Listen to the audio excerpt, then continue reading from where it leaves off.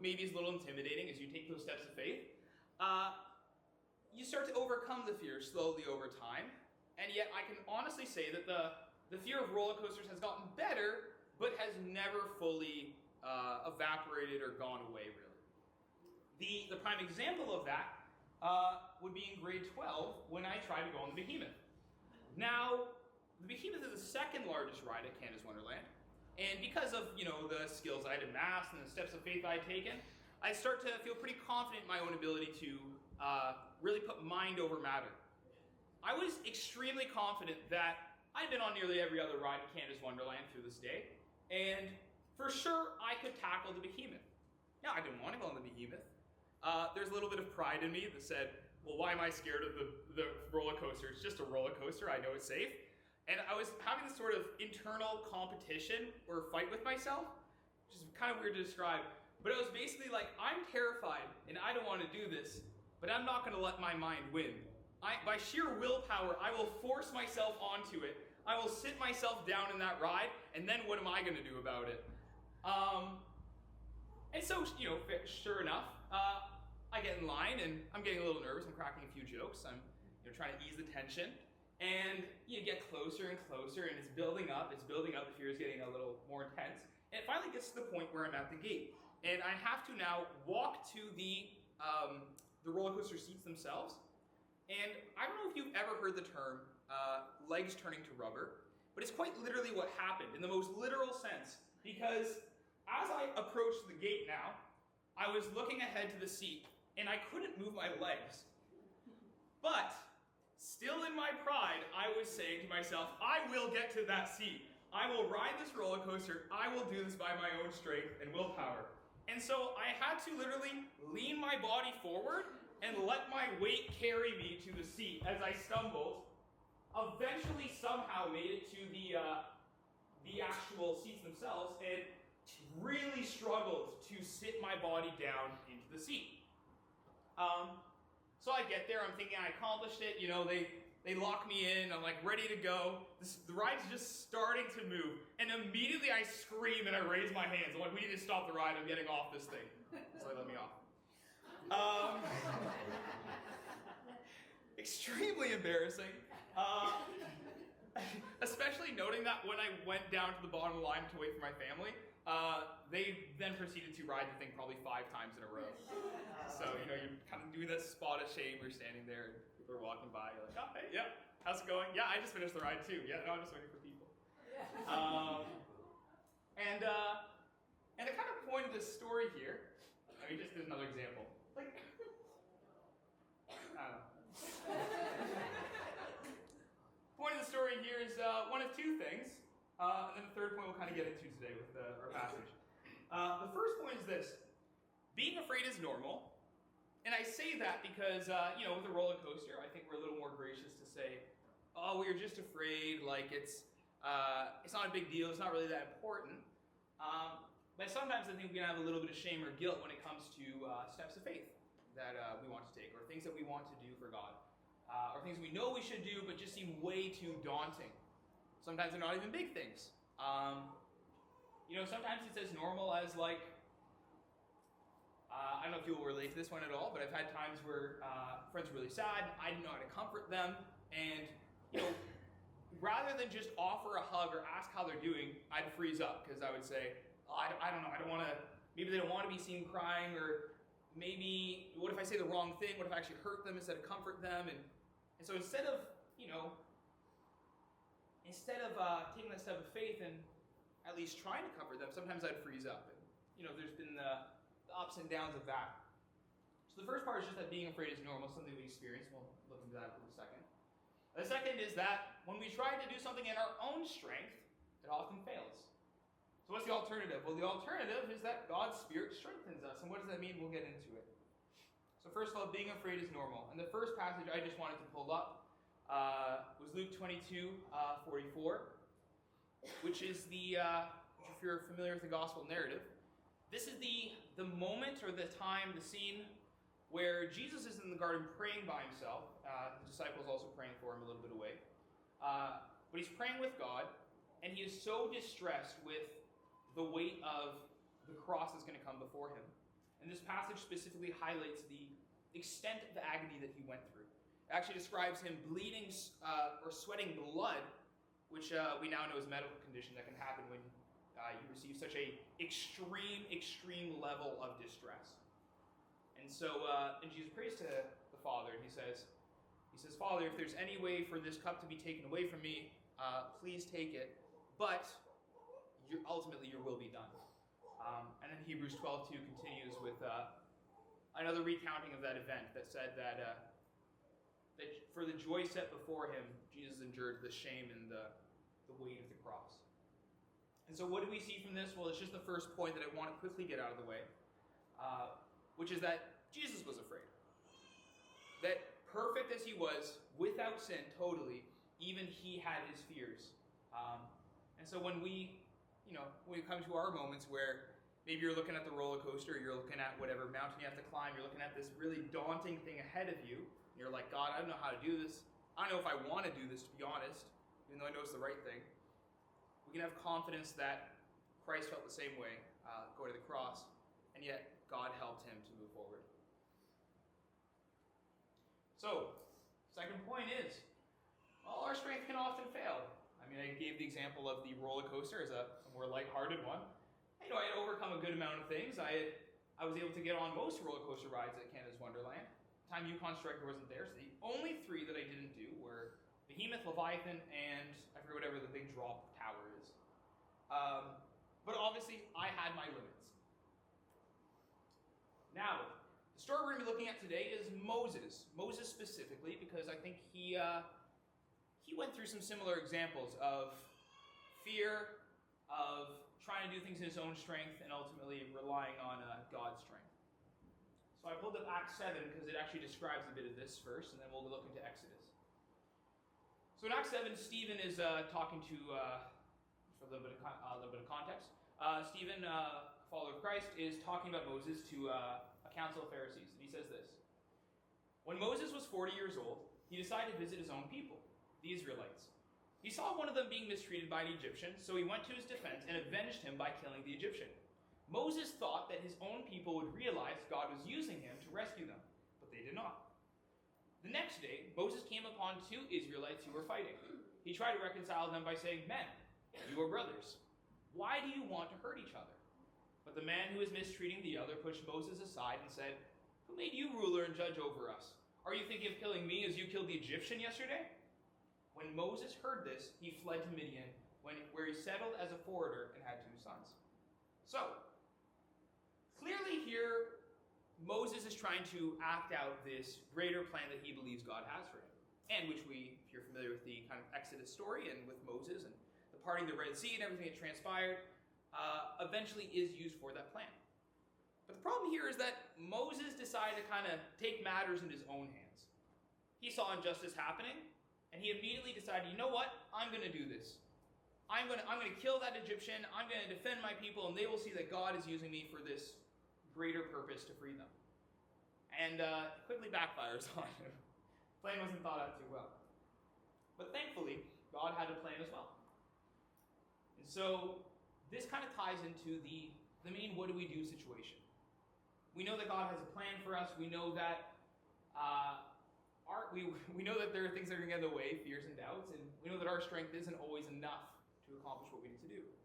So how do we rely on God's strength? Well, let's again look at the example of Moses as we continue in his story.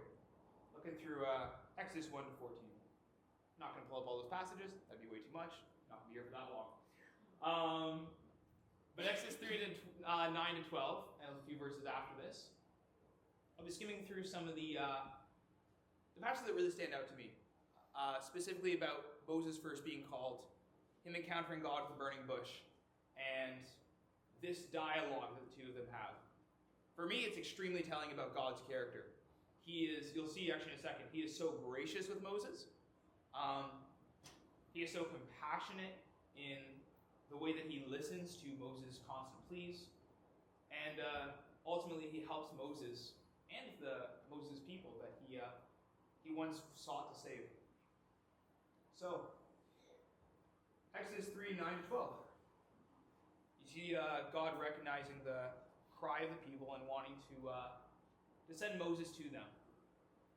And so verse 9 and 10, he kind of acknowledges this, and as soon as God offers Moses to lead his people out of the Israel people out of Egypt, Moses protests. So this is the first time this happens. I want you to keep track of every time this happens, because it's quite a few times. But Moses protested to God, "Who am I to appear before Pharaoh? Who am I to lead the people out of Israel out of Egypt?" God answered, "I will be with you, and this is your sign that I am the one who has sent you. When you have brought the people out of Egypt, you will worship God at this very mountain." And so this continues. But Moses protested, second time. "If I go to the people of Israel and tell them, 'The God of your ancestors has sent me to you,' they will ask me, 'What is his name?' Then what should I tell them?" God replied to Moses, "I am who I am. Say this to the people of Israel, 'I am has sent you.'" It continues even more, but Moses protested again. "What if they won't believe me or listen to me? What if they say, 'The Lord never appeared to you?'" And God gives them a number of miracles. God gives Moses this a miracle where if he throws his staff on the ground, it will turn into a snake. And then if he grabs the staff again, or if he grabs a snake, it'll turn back into a staff. He gives him another miracle where if he puts his hand inside of his shirt, or his robe, it will turn, and he takes it out, it'll be white and covered in leprosy. If he puts it back in, it's healed. And just miracle after miracle that he will use through Moses to show that God is with him.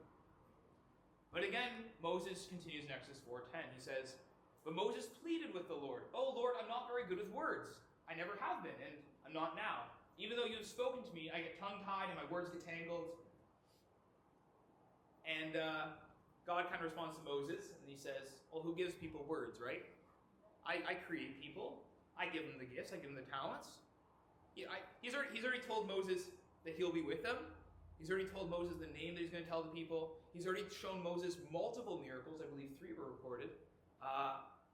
And now he says, I will give you the words. You know, if I can turn a literal piece of wood into a living snake and back into wood, I can give you a few words to say. I can give you your bullet points and prompts and all that. But Moses pleaded again, "Lord, please send anyone else." And finally at this point, it continues, where the Lord became angry with Moses. "All right," he said. "What about your brother Aaron the Levite? Aaron will be your spokesman to the people. He will be your mouthpiece, and you will stand in the place of God for him, telling him what to say.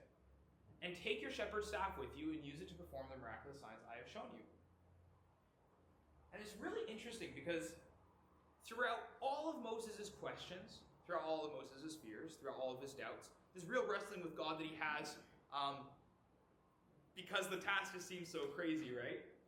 For me, it feels a little bit like a roller coaster scenario where I look at this thing, I'm like, I have no clue how I'm supposed to do this. Here's all these reasons why I can't. Here's, maybe I even tried in the past, and Moses surely tried, and he didn't succeed. But the problem is that Moses was relying on his own strength. He wasn't waiting on God's timing. I don't know how well he was really seeking what God wanted to do. It seemed a lot more like him wanting to free the people. And yet, throughout all of those questions, throughout all those doubts and all those fears, what does God do? God listens. God actually responds. God offers him reason, comfort, and support through every single question that he has. And finally, God does get upset when Moses is like, "Please, I'm not going to do it. Send someone else, not me. Literally anybody else, just not me." And God gets angry with them. But what does God do to his anger? He supports Moses. He says, "I'm going to send someone with you. Your people need to be saved. I love them so deeply. I know you do too, because you tried to save them in the past. Trust me. Trust that I will be with you. Trust that I'm going to strengthen you."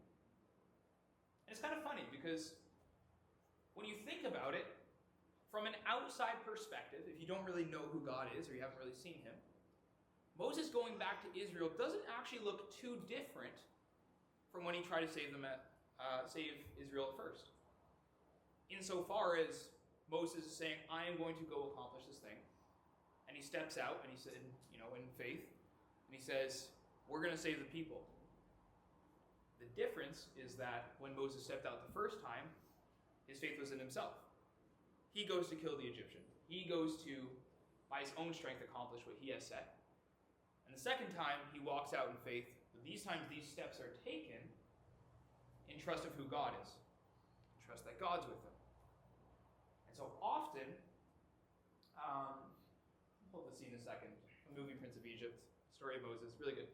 And so often, these steps of faith that we take are steps of faith all the same. But the question is about who your faith is in.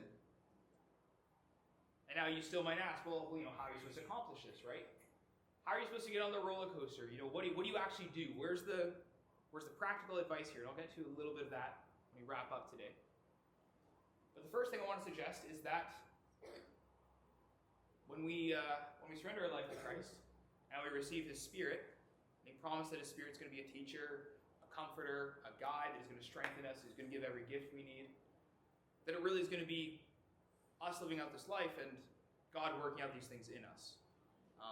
That as we try to live the life that God has for us, that somehow by His grace, somehow by His love, somehow by His providence, wisdom, power, you name it, God's going to accomplish these things.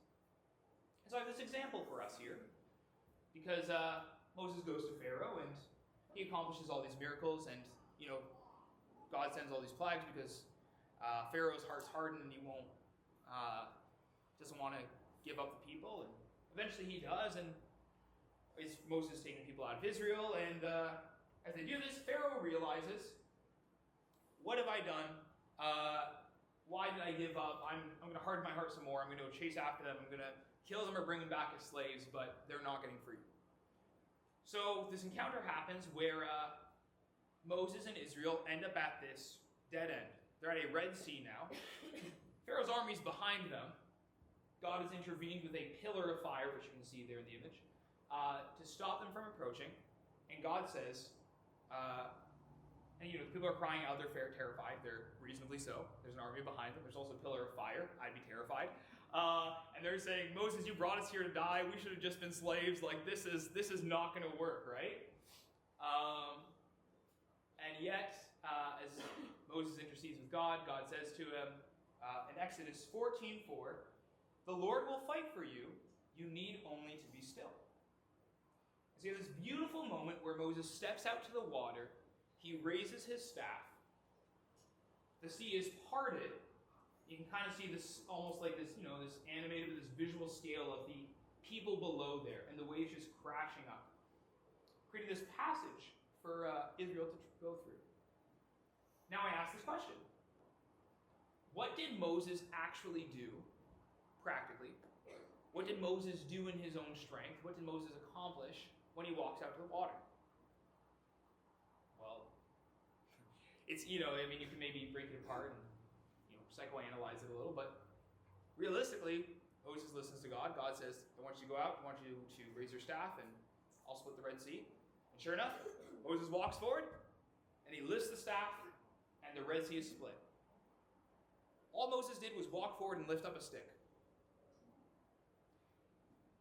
Sometimes when we read these stories, I think we can get a little caught up in, wow, Moses was such an awesome man. Look at all these things he did. Look at all these miracles he accomplished. Forgetting the real humanity of Moses. Forgetting that all he did was walk up and raise a stick. It really wasn't about, him being great with words and convincing Pharaoh. It was God's strength. It wasn't really about his supernatural ability. Again, this is God's strength. And so when we take our moments of walking out in faith, when we do the different things that God has called us to, we say, I don't know how this thing is going to be accomplished. We try our best. We take a step of faith and we say, God, somehow you're going to do this. I don't know how, but I trust that your Spirit's in me. The same Spirit that was with Moses, the same Spirit that empowered Christ to do all these miracles. That God is really with us, and that Christ displays this in the fullest sense, showing what a it's weird, because God, he's God and he's human, and I can't really explain all that. But how a human can walk with God, empowered by the Spirit, and live the way he lives, accomplish things he accomplishes. So what's the point? First two things is there's no shame or guilt in fear. Christ experienced fear. It's a very normal part of life. And I've just talked to too many people and experienced myself. Shame and guilt over feeling afraid or feeling like I don't want to do something that I know God's called me to. Very easy example, speaking stuff like this. I hate this so much. I do love it. I get excited in moments. God gives me the strength to do it. But genuinely, very, very terrifying. This is almost on par with roller coaster-esque fear. Not quite, almost. And God strengthens us. He strengthens us by His Spirit to accomplish these things. So what do? If you want the most pragmatic, well, how can I grow my faith? I think these are my kind of three thoughts. The first one I say is take steps of faith. Because similar to maybe taking steps of faith and going on roller coasters, the more roller coasters I went on, the more I was able to get through the other side and realize, okay, you know what? I didn't die the last time, so I'm probably not going to die this time. As Moses went out in faith and and God worked miracles, he said, okay, well, God came through last time, so He'll probably come through this time as well. And sure enough, He does. The second thing is I would say, learn more about who God is. That's just very practical. Sometimes we don't trust God because we don't really trust His character. We don't really know who He is, what kind of person He is. So you might say and I'll say the third point, ask people about what He's done in their lives. Just to get a real personal sense of God's still active today, God's still working, and what He accomplishes. And I say these last 2 points because, sometimes you think of it like a trust fall exercise. So if you go to do a trust fall, you might not trust that the person's going to catch you because you don't trust their character. Maybe they'll think that it's funny if you fall. I don't know if you guys have siblings. That might be something that you do together. And secondly, you might not trust their ability. You might say, I don't really think that they're strong enough to catch me. Or, maybe in a trust fall you do, but sure enough, if I got on top of the church and I said, hey, Marcelo, stand down at the top. This is going to be awesome. I'm going to jump off, leap, and I want you to catch me. I got you. He says he got me, but I might not trust in his ability, even though I trust in his character. And so very pragmatically, how can we learn to trust in God and trust in His Spirit empowering us? Take steps of faith. He will work. Learn more about who He is and ask people about what He's done in their lives. So that's all I have for today. That's today's sermon. I'll close with a word of prayer, and then we'll continue on with however the day goes. Did we just end after the sermon? Yeah? All right, awesome. I'll close with some prayer then. God, thank you for today. Thank you for helping me to do this. And thank you that you are with all of us. Thank you that we can have confidence that your Spirit's with us. That you died on the cross so that we can be free from our sins, so we can live in this freedom.